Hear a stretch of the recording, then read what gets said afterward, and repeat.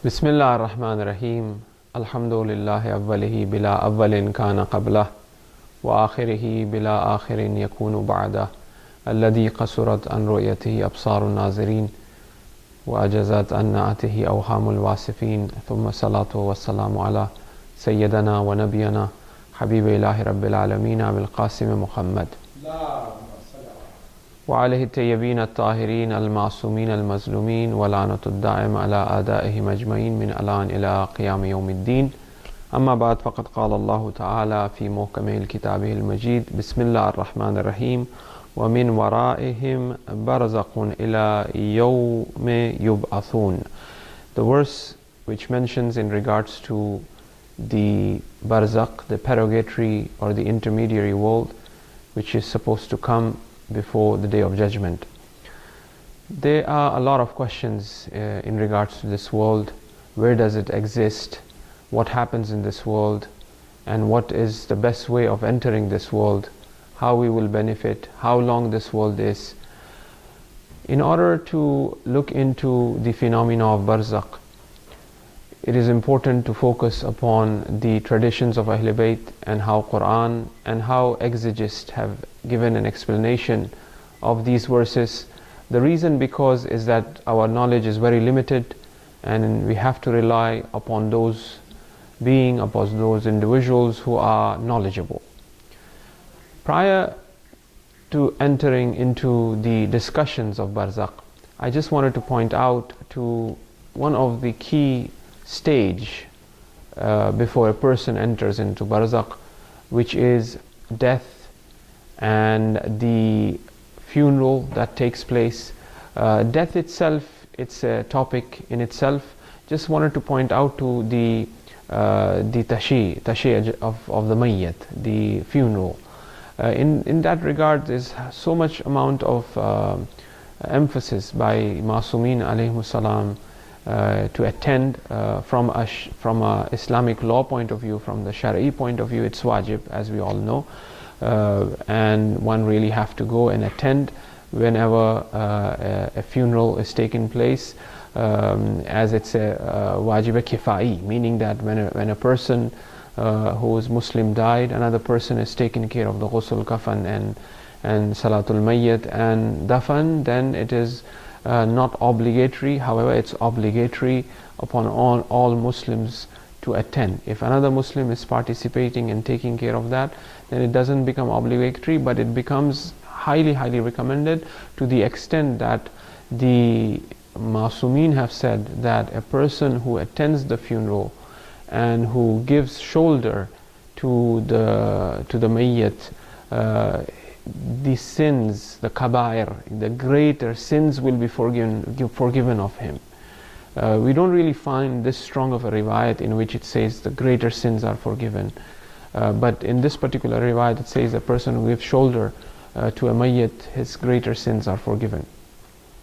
The other is where it says whatsoever a person is doing dua for the mayyit, that dua will be answered in regards to him. So any dua of forgiveness, any dua for him to be in the best place in Jannat, the Barzakhi, and hereafter as well, whatever he's remembering this mayyit whom he's attending the funeral, all of the duas that he's doing for the mayyit, it will be mustajab for him, meaning that he will also have the same rewards. The other thing, the Imam says that when you are attending a funeral, when you are giving the shoulder to the mayyit, imagine yourself to be in the tabut, imagine yourself there. And as the mayyit is asking the angels that give us an opportunity that we go back, as the verse points out to, when that hour of death comes, when the angels come, they will say that give us the time that will give us a respite, a time that will go back and we do the good amal. So the Imam is saying that, as the mayyit is asking for some lineage, for some time, that they go back and do amal, imagine yourself that you are in the tabut and you've been given that time, now you are alive to do all the amal saleh, all the good actions that you are supposed to do. So this was just a brief into the importance of funeral, how important it is that we Muslims must attend the funeral. Now, we move further in regards to Barzakh. As the verse which I recited, which is وَمِن وَرَائِهِمْ بَرْزَخٌ إِلَى يَوْمَ يُبْعَثُونَ, there is a period which is called Barzakh will appear ila yawm, ila till the day, which is he becomes again mab'us, again he's raised, he's been given that level where he stands in terms of his action, in terms of his amal. Barzakh, as we said, it's a mysterious world, mysterious realm, and if we kind of gather the hadith of Masumin alayhi salam in regards to this world, we can comprehend, we can understand few things. You would notice that the way how the Masumin have described into specifics of how Barzakh is, but nevertheless, when we at the end of the program, perhaps we might have some understanding of it, hopefully, inshallah. It is like, for instance, when you have to go to a place and you have a map, and you look at the map or navigator or whatever, but you are dropped in the middle of the jungle of Amazon or the place that you have to go, still it is very mysterious and dangerous compared to what you're reading in a map. When you're really driving to the goal that you're going there, actually the feeling and how it will be is very different. But this is just a prep. This is just sort of like reading the map, what is supposed to come. It gives us an opportunity to prepare ourselves, to seek forgiveness, and get ready for this journey that we all have to do inevitably. As soon as a person leaves this world, his ruh is transferred into a different realm, into a different world, which they regarded as Barzakh. The visualization of the next world already starts for him as he is still in this world, because he has come closer to that world. So he starts seeing things. We might have noticed that many of our elders, while leaving this world, have talked about, you haven't seen the Ahl Bayt are already here. A patient who is unable to sit on his in the hospital bed or the bed that he's lying, all of a sudden he sits in respect of the Masumin, and he utters and say things that, can't you respect them, they are already here.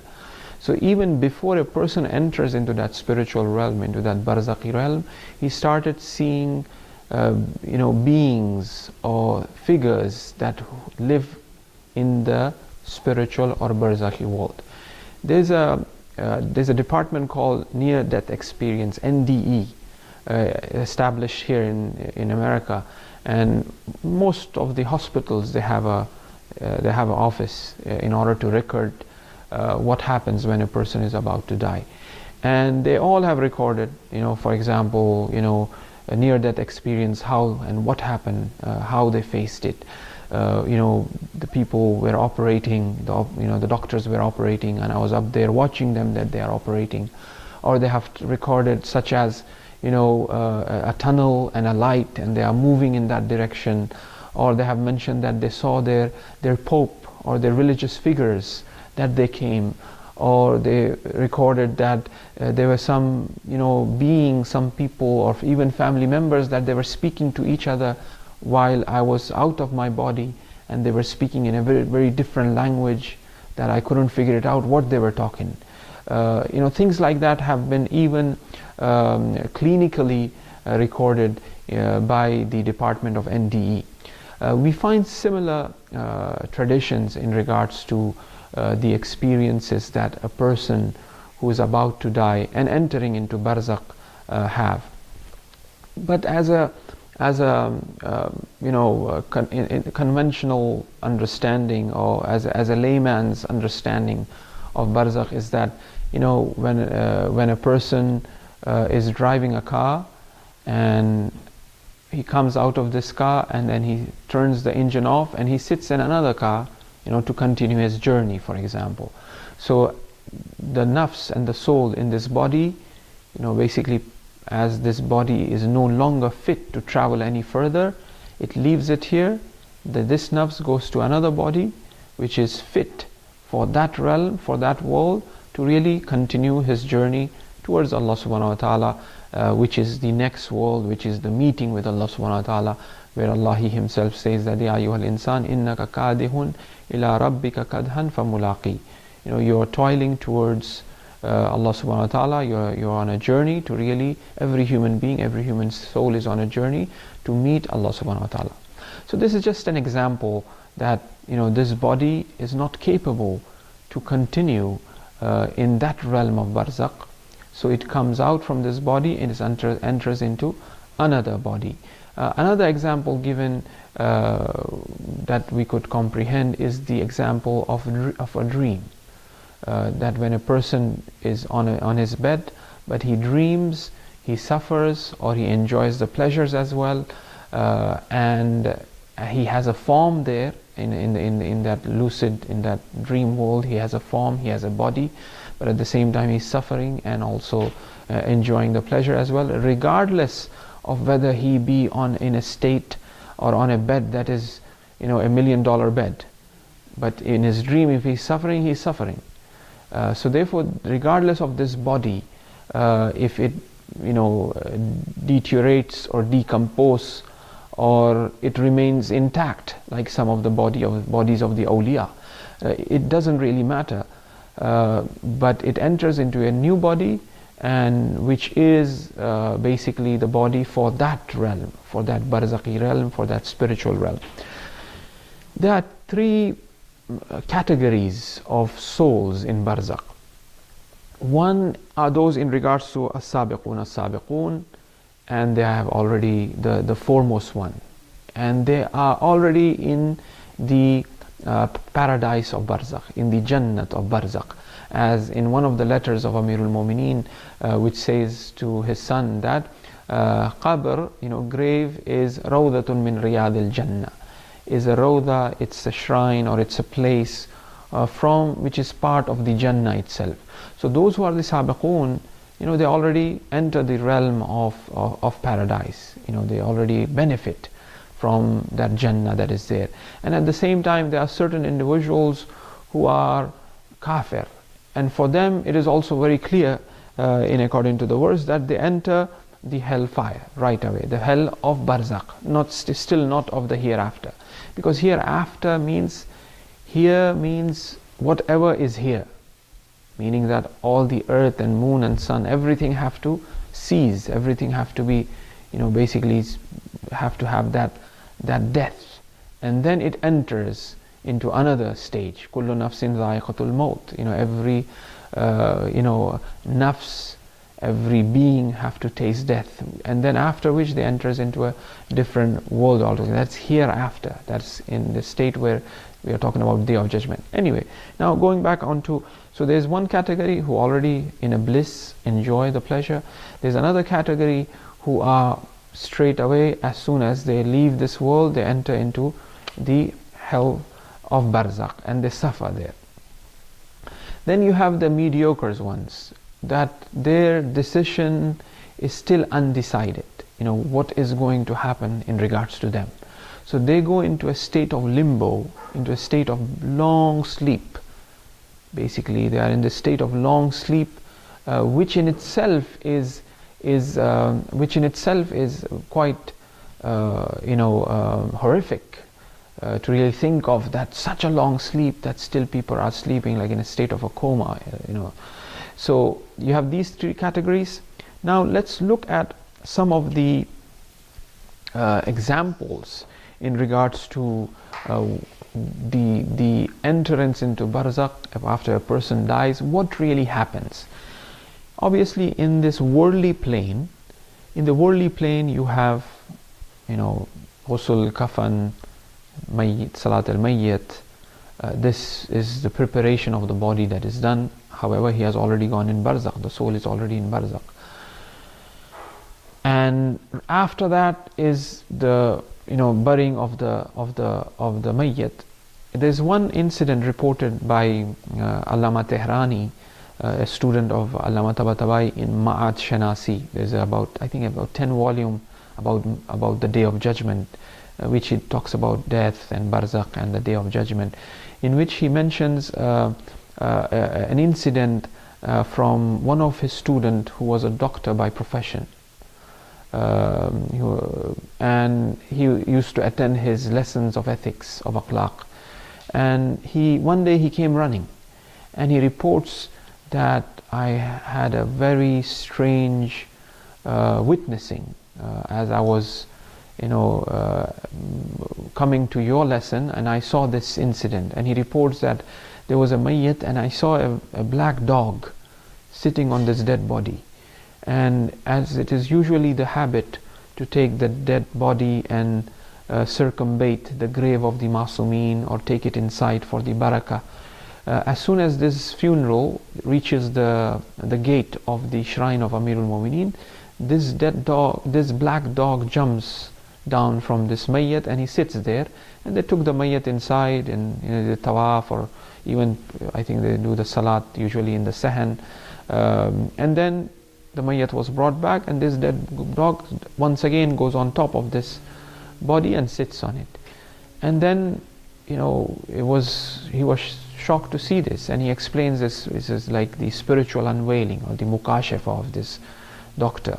The ustad, he interprets that this was really his soul, his nafs, and as that place, that vicinity is a pure vicinity, and najasat can't go inside, so the soul stayed outside, but they washed the body, they did the ghusl kafan, so they took it inside and they brought it back, and the soul once again goes with the body till the grave. So points out to once again what we make of ourselves and our soul.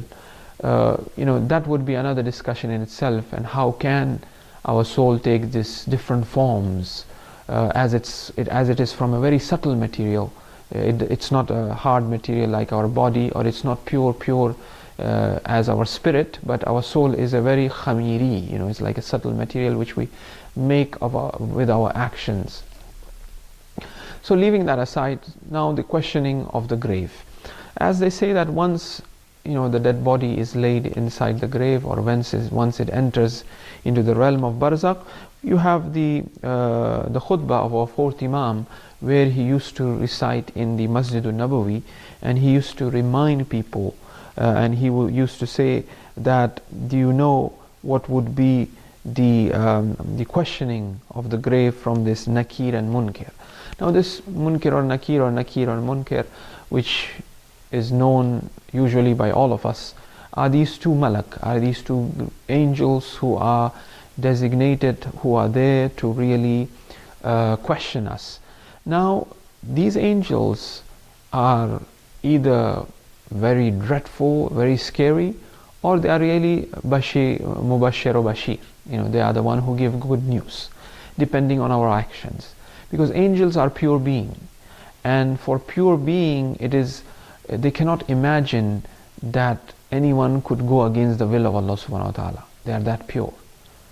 So when they face, or when they see people who are gone against the will of God, for them, it is really against their nature. So they become very angry and upset, with the soul.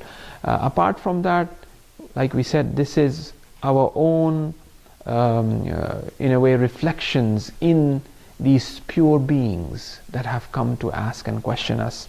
And Imam would kind of warn people in Masjid al-Nabawi that the first thing that these two angels will ask is that, have you prayed to Allah subhanahu wa ta'ala or not? Have you prayed one God or not? Then is in regards to the maktab, in regards to the Prophet, in regards to deen, in regards to the book, in regards to the imams, in regards to where did the person have spent his time in his life. Very similar to what we see in talqeen of the mayyit. Now after this questioning, obviously the level where this individual is, this person is, he's placed in that level exactly on where he belongs. in accordance to his capacity, in accordance to his capacity to really be fit in that zone. A child is not born unless his lungs are developed and he has the ability to breathe. If he doesn't have the ability to breathe if the lungs are not developed, the child will die. So therefore here is the same aspect, but on a greater consciousness. Here as well, everything is the work of Allah subhanahu wa ta'ala. But in the Barzakhi realm is the whole nizam, the whole system is run by angels, by Allah subhanahu wa ta'ala himself. And it is more conscious, it is more apparent compared to this world here. So this is just to give an example that as the child is undeveloped and not fit to breathe, it will die. So in the same fashion, these souls that are leaving Barzakh, and if there be possibility that they can't fit on that level of their perfection even, so if they are put on a very higher level of nur, that will really destroy them, that will really burn them, so to speak. It is very much required that they're placed in a level where they fit, and from there they continue their journey towards Allah subhanahu wa ta'ala, because it's all nothing but that preparation. It's all because of the mercy of Allah subhanahu wa ta'ala wherever they are placed. Traditions reports in regards to Mizanul Hikmah is the reference, and most of our talk is based on, there's a book called Ma'at Shanasi of Ayatollah Mohsin Qarati. That's where I have extracted our discussions from, this talk from. So here in Mizanul Hikmah it mentions that when a soul enters Barzakh, he will have family members who have already died there. He will meet them, he will visit them. It's a social setup, the way we have a social setup here. To the extent that those who have gone earlier would question about their family members who haven't joined them. And if this new soul who have entered Barzakh and says that, oh, he died long time ago, and these individuals would say, how come he did not reach us? That means that he has fallen down. So even this communication exists, to the extent that as soon as the soul enters into Barzakh, the family members would say that he has done a very long journey, as he is in a state of jet lag. It is required that he rest. So that resting period is also provided to that soul. After he rest, he gradually get used to this new body, this new form, this new place that he is in, and then he starts to communicate. Just like how a child is born here, he is completely unaware of what color means, what speech means, what light means, what traveling means, what crawling means, what walking means, what digestion means. So in the same fashion, when that soul enters that realm, gradually get used to it, and then he would communicate, he would move, to the extent those who are the sabiqun, those who are the closest one, they would ask Allah subhanahu wa ta'ala, when would Day of Judgment will happen, and what we've been promised, which is the Jannah and paradise and meeting, and we will enter there. So as soon as the soul enters that realm, the question and answer and the level he belongs to, he's placed there. Obviously for mu'mineen, those who are the sabiqun as-sabiqun, Masumin have said, they will be in that realm. An incident or a dream of Ayatollah Kashani, who leads the Friday prayers in Tehran. He mentioned after the Shahadat of Baqir Hakim, in his Friday prayer he mentioned this, that he had this dream right after, where Shaheed Baqir Sadr is waiting outside a room, and as soon as Baqir Hakim arrives, he embraces him. This is after the Shahadat of Baqir Hakim. He embraces him and he says, I've been waiting for you, let's go and we have to visit Abu Abdullah al-Hussein alayhi salam, who was inside the room. So as soon as Shaheed Baqir Hakim comes, he meets Baqir Sadr and they go visit Abu Abdullah al-Hussein alayhi salam. So therefore that realm of Barzakh is there, the Masumin are there, and Agha Jawad Amali mentions in one of his sermons that once in the whole year, but this year is year Malakuti, year Barzakhi, that the Mu'mineen will have a chance to look at the face of Abu Abdullah al-Hussein alayhi salam. So once a year they are giving that opportunity to do so. But obviously there are those ones who are shuhada, those ones who are, sabiqun as-sabiqun, they are really in the jiwar nabiyyika alayhi wa alayhimus salam. That's what we ask in the taqibat of Maghrib. We say, that, oh Allah, make me in the vicinity, in the neighborhood of the Prophet and the Ahl Bayt alayhimus salam. So there are many people who are there, but that requires a good loan, a good mortgage, and all that, right? In this dunya is the same. If you want a better place to be, you have to work for it. And the sunnah of Allah subhanahu wa ta'ala is that. If you want a better place in the hereafter, one really have to work for it. So now in regards to the azab of Barzakh, what are the different stages of azab? In regards to azab, it's been mentioned that those who are kuffar, those who denied, those who lied, they have their own neighborhood as well. And it's a state of complete insecurity. It's a state of complete darkness. To the extent, like for example, Saddam was already there, and all of a sudden Gaddafi enters there.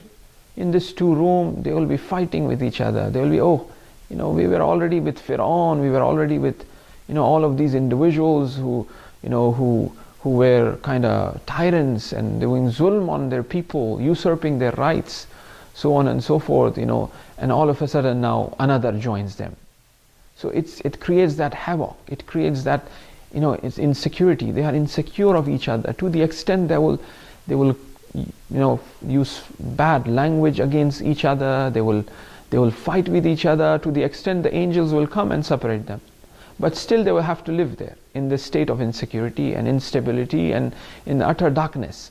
Plus the verse says that, in the morning they have this fire hour, fire alarm, fire, which enters their grave, and in the evening as well. So their grave is filled with fire in the morning, and their grave is filled with fire in the evening, till they are raised on the day of judgment. That is a different story altogether.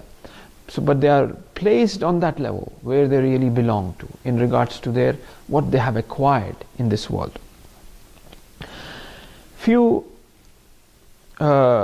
reasons of azab which are mentioned by the Masumeen, and then few points in regards to those actions which are needed for Barzakh, and then we will continue perhaps in our next program.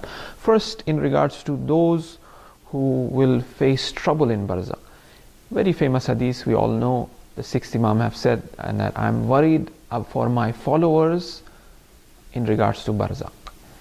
In this very hadith he says that those who count salat as little, regarding salat, belittling the salat, not that, forget not praying salat, that is something else.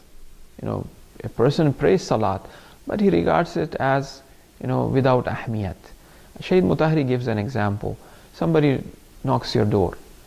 When you go to attend him, the clothes you're wearing, maybe a t-shirt or a short or something at home, all of a sudden somebody comes, you put it on, proper clothes, and you open the door, so that you could see him. No matter how ill culture you are, still you wear something.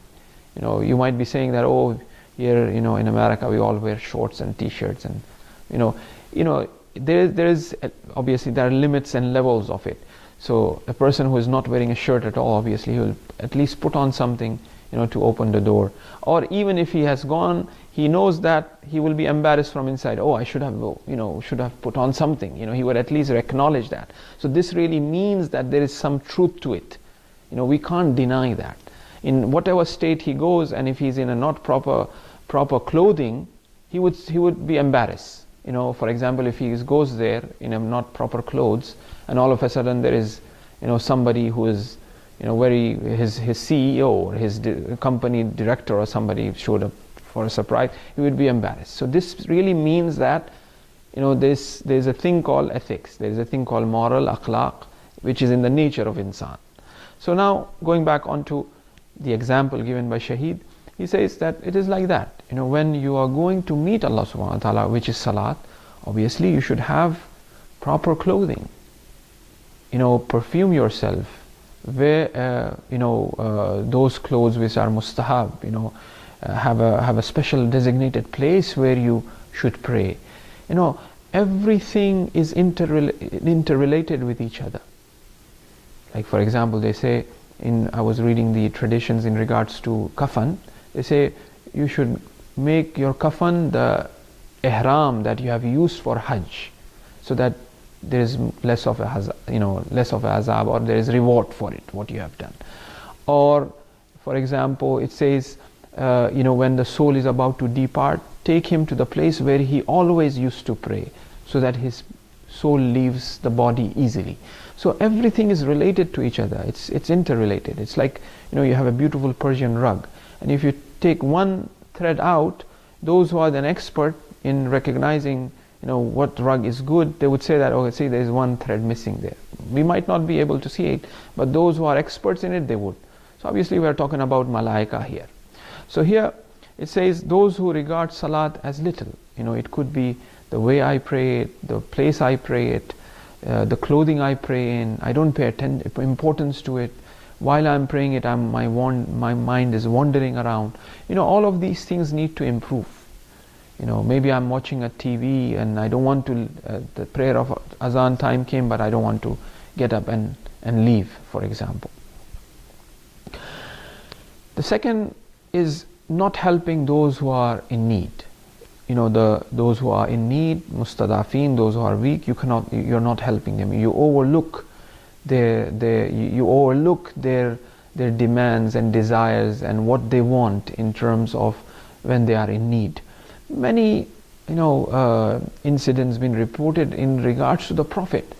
Allah subhanahu wa ta'ala corrected the Prophet's action by giving them long punishments, or by teaching them, by making them suffer a bit. For example, in regards to Hazrat Yaqub, the fourth Imam says that in Tafsir of Namuna Makarim, in the Tafsir of Surah Yusuf, he mentions that as Hazrat Yaqub was having a meal with his family, a person came at the door at night and he was hungry, and he asked for some help, but Hazrat Yaqub was still busy with his family members, and he never overlook the demands of the needy. He would always attend to. But this night, he became a bit forgetful, and then we took Yusuf from him to really teach him a lesson. So Allah subhanahu wa ta'ala, once again, this is all imtihan, is for a person who is capable of giving imtihan. If I'm not capable of giving imtihan, where is the question of imtihan? So if I'm capable of giving imtihan, Allah takes imtihan.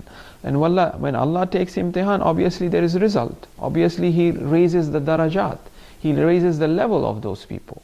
Like this awliya and anbiya, they were given imtihan, they realize that they haven't done, the way, they haven't functioned the way they should have functioned.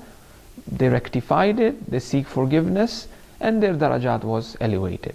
So everything is beautifully interrelated. So a person who is in need and a person overlooks, then obviously he was the one who would kind of face a bit of trouble in Barzakh. And it is not only financial, many times it's just sitting with them, speaking to them, consolidating them, advising them. This is all nothing but being with, helping a needy person, a person who is in need. It could be a child, who is walking. It could be a person who wants to cross the street. You watch it, you help him cross the street. But sometimes, you just see it, but you become ghafil, or you're too busy, shopping or doing something that you don't really. So these are the things that one have to really pay attention to. Then ghibat, backbiting. Tell me about it.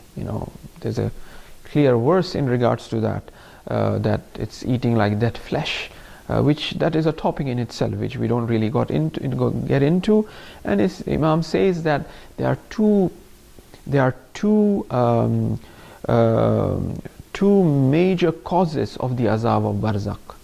One of them is this, backbiting, and also which have an offshoot of backbiting.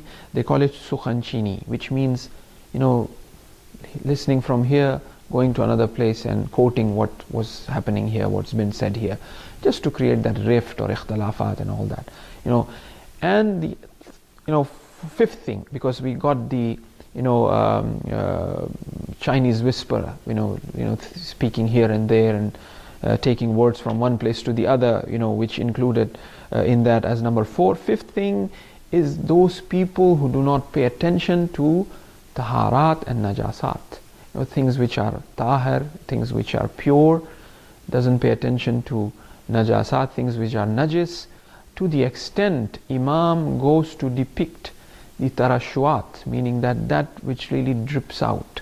When a person uses the restroom, doesn't wash, now I'm mentioning here because this is a problem, where, for example, a person stands up and urinate, which is a karahat and to shadid, it's extensively disliked from Islamic ethics, from Islamic moral point of view. And a person who doesn't pay attention to najasat and taharat, he will suffer in Barzakh. Obviously Barzakh is a realm, is a pure realm. So the more a person is geared towards purifying himself, from a zahiri point of view, from a batini point of view, the more he will be in a beautiful state. The sixth thing which points out to is bad conduct with the spouses. Same applies in both ways. You all know the incident of Sa'd ibn Mu'az, the companion of the Prophet. Prophet went, when he hears the report of his death, the news of his death, leaves the chamber without na'alain, without shoes, goes there, prays for the mayyat, namaz-e-mayyat, and the mother says that, what a beautiful, enjoying the bliss of gardens of bliss and enjoying the pleasure. Prophet replied, hold on, he is at present going through the azab of qabr, the azab in Barzakh he is going through there. Why? Because he wasn't good with his wife. And this is quite astonishing, where Prophet attended it, where the malaika came in the funeral, but even after that, he has to go through azab. See, in what direction this is pointing out to is what I am making of my own soul, what character I am adapting, how am I becoming. A person who becomes good, he will be good. So if no matter how much attachment I have with the family of the Prophet, with namaz, but in terms of my character, in terms of my akhlaq, I am bad, so that's what I'm making of myself. So it is becoming my second personality, that's what is becoming a second nature of me. I am good, but my second nature is, maybe I lie, na'uzubillah, or maybe I do zulm, maybe I do something as my second nature. So this has become my second nature, this has become a part of my spirit, my soul. And this has to be, separated from me. If this doesn't separate, then how can I excel towards, pure states that are there in Barzakh? So somehow this has to be shed. My second nature needs to be shed.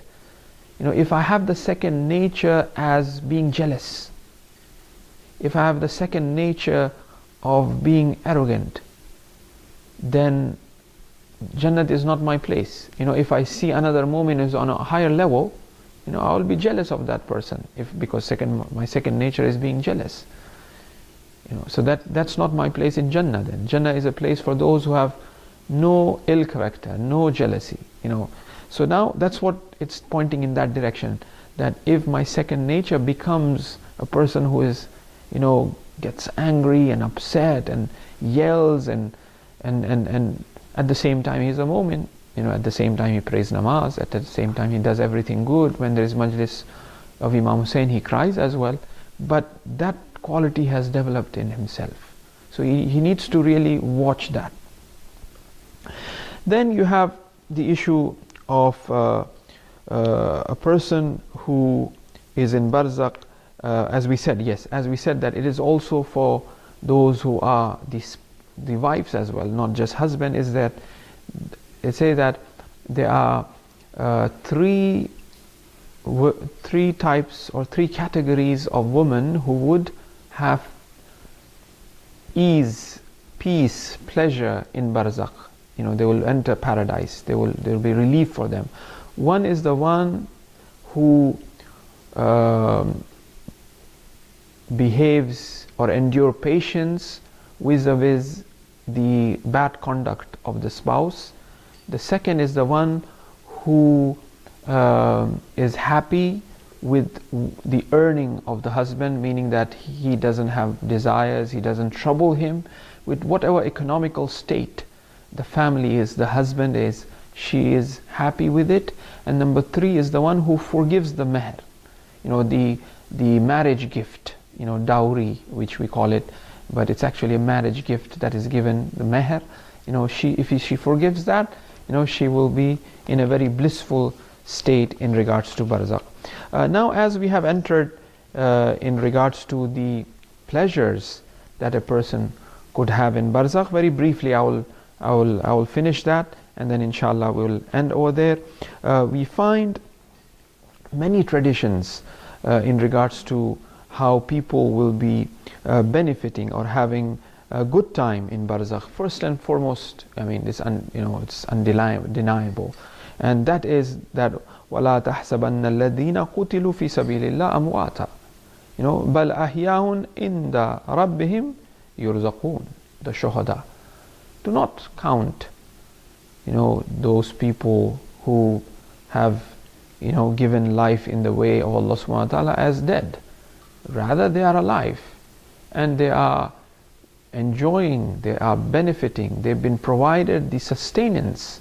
And as we know, sustenance in Barzakh is something else. The sustenance in this dunya is something that is material. The sustenance in the hereafter is something else. And the sawab, what a person gets, is according to its goal. Meaning that the sustenance in this dunya is food, for example, if we take, provided to a person who is in need. So with this he has sustained himself, which have brought a state of sustainability, a joy and happiness. That thing which is immaterial, which have brought, that is used in Barzakh, not the food which is given.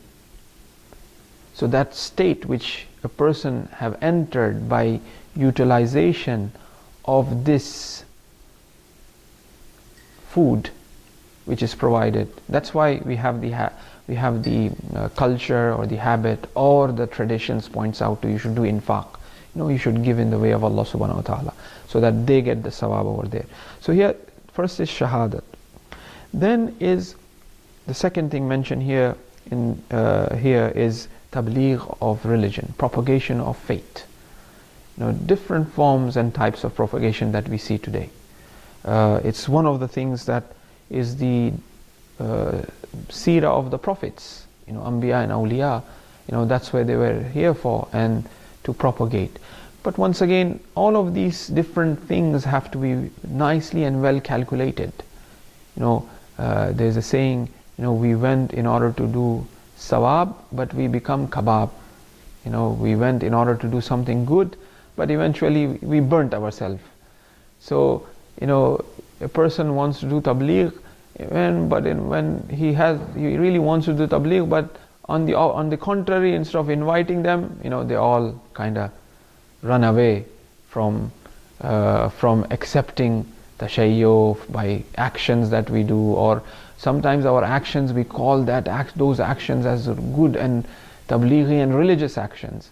But these actions, instead of going, people looking at them or while going near them, they will say, what is this?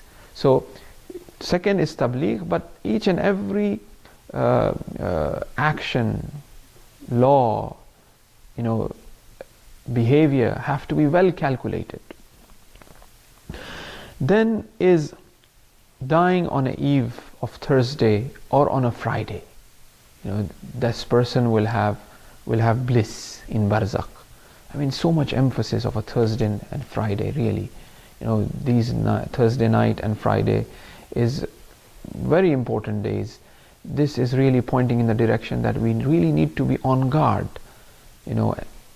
At least on a Thursday, on a Friday, in regards to our calculation of our amal, in regards to our dua, in regards to prayers, so on and so forth, Thursday and Friday. Then it says, number 4, a person who pays attention to salat and ruku, as it says, man atamma ruku'ahu lam yudkhiluhu wahshat al-qabr. This comes from our 5th Imam. A person who makes his ruku, salat perfect, he will have no wahsha, he will have no fear of qabr.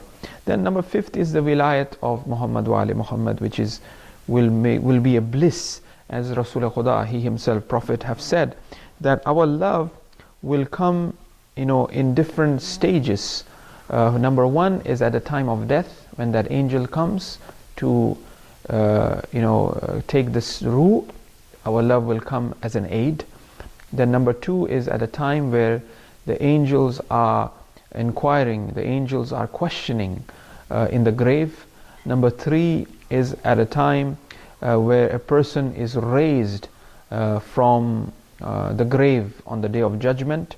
Then number 4 is when that amal, that sort of the actions that he has done, the book, is given to him. And number 5 is at a time of hisab, when they are doing the calculation about his actions. Then obviously is at a time where he is entering the sirat, the another manzil of the hereafter. So these are the few things, but there are many, in regards to the bliss and the good thing that one would have in the levels of Barzakh. For example, you have ziyarat of Imam Hussein, you have recitation of salawat, a person who recites salawat upon the Prophet. Then you have the issue where giving khairat, doing good actions that will reach the person. Now this khairat is of 2 types. One is that I carry out as I'm alive for the deceased who is in Barzakh. He will receive that, and to the extent Imam have said that if you cannot give something, at least pray 2 rak'ah salat for the marhum and give the sawab to him, and he will receive it. And at the same time he said, the way marhumin are desperate or looking forward for the sawab from his family members is in the same fashion how a person is about to be drowned and somebody extends a hand, and how he is looking forward for that hand, for that help. In the same fashion, the marhumin are looking forward for the sawab to be sent in Barzakh.